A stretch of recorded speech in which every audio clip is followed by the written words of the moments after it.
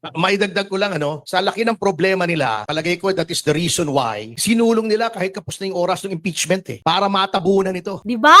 Yun talaga yung nangyayari dito eh.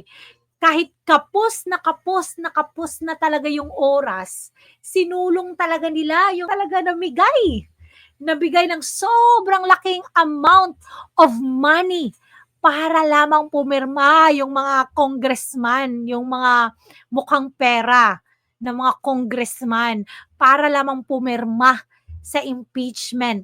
Kasi nga, alam mo, gusto nilang tabunan yung mga pangyayaring ito. Kahit kapus na yung oras, pinipilit nila. Nang dahil dito, makinig kayo. Para yun ang pag-usapan. Para yung oposisyon ang nasa defensive instead of us being on the offensive. Pero hindi po natin bibitawan ito kasi napakalaki talaga. 241 billion. Kaming mga ordinaryong tao, we cannot even begin to wrap our heads around that figure. 241. Kaya kami ni Mr. Magpantay sa Citizens Crime Watch, we joined hands with Speaker, with Attorney Raul Lambino, with Attorney Jimmy Bondoc para isulong po ito at sa Monday po ay ipafile po namin sa City Prosecutor's Office ng Quezon City itong criminal case na ito because this is falsification of... Correct. Go! Naku talaga. Go talaga. Kailangang managot ng mga taong to. Totoo naman talaga, no? So gusto talaga nilang tabunan yung mga krimen na ginawa nila. Kaya kahit nakapos na sa oras, pinaglalaban talaga nila yung impeachment na yan.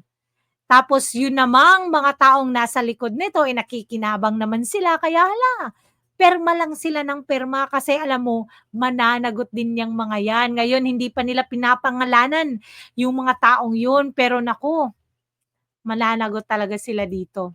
Legislative documents, which is a crime. Krimen po ito. It is a crime not only under the revised penal code, but in view of the amount involved, it is a crime against the Filipino people. Correct! Crime talaga to against us. Mga kababayan, tayo po yung nagbabayad ng buwis. Pera po natin, yung pinaglulustay nila. Tapos sabihin pa nilang Sara lustay. Nako, si Sara pa ang naging lustay. Siya nga yung nagbuelta ng lahat ng mga kahihiyan, mga lahat ng korupsyon na ginagawa sa Congress. Tapos siya pa yung naging Sara lustay. Nako, ewan na lang tong mga taong to, hindi makaintindi. Ewan na lang talaga. Attorney Topacio, clarify ko lang kailan niya ipapasa yung pag-file, anong date? Sa Lunes po, itong darating na Lunes, February 10. Kung hindi ako nagkakamali, ako ay tama. So sabi po niya February 10 at 10:30. So kasalukuyan po nasa prosecutor's office na po ito ng Quezon City ngayong araw na to. Kasi February 10 ngayon Kaya nako talaga naman. Kong Alvarez, you have mentioned earlier that it was yung mga blank was filled out by the TWG of Kong House of Representative and Senate. So do you have the names as well, sir? I-include mo rin ba sila sa pag-file? So ito yon sinasabi kong yung mga tao sa Kongreso na nasa likod din ng mga pangyayari. Mapapasama yan sila siguro sa Jando. For soundbite lang po, sir, pag-explain further yung Jando. Ito po yung mga hindi natin pinapangalanan ngayon sa complaint. Pero later on, lalabas din yung mga pangalan nila. Oh, so si John Does pa sila pa yung mga John Does at Jane Does ngayon. So hindi pa sila pinapangalanan at sa pag-progress na po ng kasong ito nila pangangalanan yon. Attorney Bondoc and Congressman Bebot, na-mention po kanina ni Attorney Topacio na kaya may nadali yung impeachment para matabunan ang issues. Oo, sa inyo pong dalawa, itong kasi pareho po kayong nasa side ng mga Duterte. Hindi po kaya ito magiging isang political war? Una po sa lahat, gusto ko rin linawin talaga na ito po ay hiwalay sa aking pagiging kandidato, tong filing. I am acting in my capacity as National Officer of the PDP Laban dahil ako po ay chairperson ng Arbitration Committee ng PDP Laban. Kahit anong nangyayari, always talaga sinasabing pamumulitiko. Hindi ba pwedeng pinaglalaban yung pinaglalaban lang nila yung karapatan ng mga Pilipinong inaabuso yung mga budget, yung pondo, kaban ng Pilipinas? palaging pamumulitiko yung sinasabi. Alam mo yung sa kabila, yung sa side ni Marcos, sinasabi na naman nila yung mga galamay ni Romualdez, pamumulitiko, lalo na yan si Ortega, pamumulitiko daw yung pangyayaring ito. Kaya nako, abangan talaga natin yung mangyayari. So I'm really on the legal team of PDP, no? So needless to say, siguro lagi namang may political aspect ang mga ganito, but we are really fighting against the corruption here that is nasa institusyon, no? Wala po itong Correct. kinalaman sa politika, very little to do with politics. Napakalinaw po, as a lawyer, I am speaking as a lawyer, na lahat po ng elemento ng falsification of legislative documents ay naririto. Correct. Dahil yung GAA po, ang problema natin dito is napaka-technical. Kaya hindi po nakikita ng taong bayan yung paglilimas ng kaban natin. Correct. Naku, talagang sobrang thank you talaga sa kanila, no? Iboto talaga natin to si Jimmy Bondoc, guys. Jimmy Bondoc for Senator. At at yung isa pa, yung nasa gilid, nakalimutan niyo ko yung apelyido na. Kasi guys, para talaga sila sa taong bayan. Yung hindi talaga nababayaran. Kasi yung iba guys, binayaran na silang lahat. Kaya nako, si Congressman Alvarez lang talaga guys, yung hindi sila Marcoleta, yung iba.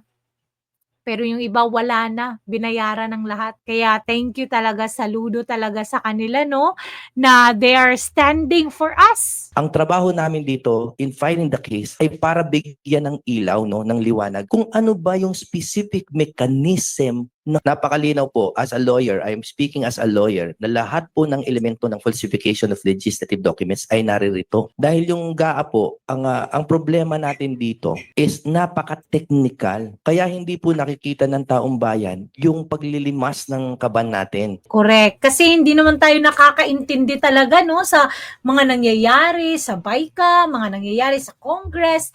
Hindi naman talaga natin naiintindihan lahat kung paano ginagawa yung enrolled bill, yung GAA. Hindi naman talaga natin naiintindihan. Kaya talaga namang suporta. Grabe. Sobrang thank you talaga sa mga taong to. They are standing for us. Grabe. Wow, thank you talaga. Ang trabaho namin dito in filing the case ay para bigyan ng ilaw, no, ng liwanag kung ano ba yung specific mechanism ng korupsyon at kung paano nililimas. Kasi lahat tayo ginagamit yan, no, yung terms na nililimas ang kaban ng bayan. Paano? Ito po, sinasabi namin kung paano ginagawa. And now, sabi nila, matagal nang nangyayari yan. Ang gusto naming masabi sa inyo, it is in unprecedented amounts ang ninanakaw po sa taong bayan. Correct. Grabe naman talaga, no? 241 billion? Imagine nyo yun, guys, kung napunta yan sa mga services sa Pilipinas, hindi sana maghihirap yung Pilipinas. Hindi sana maraming, alam mo yung maraming tao, yung walang makain, walang trabaho. Naku naman talaga, 240 billion, guys. Grabe, hindi natin ma-imagine yung perang yun. Bayan. Kailangan po maging malinaw yan. Gusto ko lang linawin din na itong pag-file namin ng criminal cases, hindi po kasama sa politika ito. Malinaw na mayroong krimen na nangyari. Malinaw na Martin Romualdez, Saldico at Mr. Dalipe committed a crime Correct. against the Republic of the Philippines. Hiwalay po natin yung politika dito. Mag-focus po tayo doon sa krimen na nangyari. Correct talaga, guys. Wow. Salamat naman ay merong mga tao, no, na nag-stand para naman talagang i-file yung case na to, guys, kasi sobrang hirap. Kasi nga, alam mo yung mga nasa politika ngayon, ano na lang alam mo yung hindi na sila nagsasalita kasi nakikinabang din naman kasi sila, binibigyan sila ng mga projects. Doon naman talaga sa project sila nakakapera Doon naman talaga sila nakakakurakot ng malaki. Kaya naman talagang supportive din sila sa mga ginagawa. Kaya I really, kaya big thanks talaga dito sa mga taong to, guys.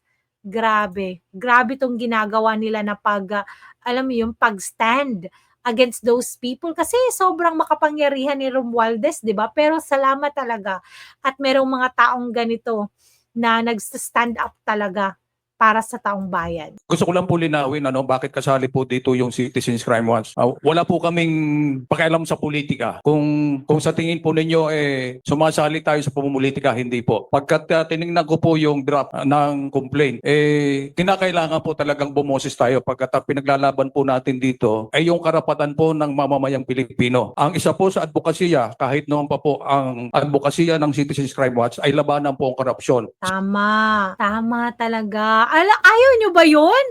May lumalaban, guys. May nagsistand up sa corruption na nangyayari sa bansa natin. Ayaw nyo yun? Grabe, dapat nagpapasalamat tayong lahat dito. Siguro naman, lahat tayo kumbinsido na yung mga nadidinig, nakikita natin, nababasa natin, talagang talamak po ang korupsyon sa ngayon. At hindi po tayo kinakailangang manahimik. Kinakailangan po, hindi lang tayo bumoses at sumali po tayo sa mga hakbang na mahahabol po natin kung sino man ang mga sangkot dito po sa ganitong anomalya. Tinitingnan ko po yung niratify na BICAM report. Napakalaki po ng pondo na napunta sa NIA. Kami po sa Bicol Region, tiningnan namin yung mga projects ng irrigation ng NIA. Sa laki po ng pondong ibinigay po ng ating gobyerno, napakarami po mga palpak na mga proyekto, lalo na po yung mga irrigation. At marami pang pondong inilalagay nila. Pagkat tayo hindi natin nasisilip yung anomalya dito pagkat nasa kabukiran po yung project nila. Pero karamihan ng kanilang mga proyekto ay palpak at hindi. Correct. Sino ba namang hindi mapapalpak? Kinurakot na nga. Kaya most of them hindi nga natatapos Hindi natatapos. Kung merong mang natatapos, palpak. Kaya wala. Alam mo yung nasasayang lang yung pera ng Pilipinas kasi puro palpak yung mga projects na ginagawa nila. At hindi po gumagana ang karamihan sa mga proyekto nila. Kaya kami po sa Citizens Crime Watch, lahat pong mga hakbang na naglalayong malabanan po korupsyon, kami po ay palaging naandyan.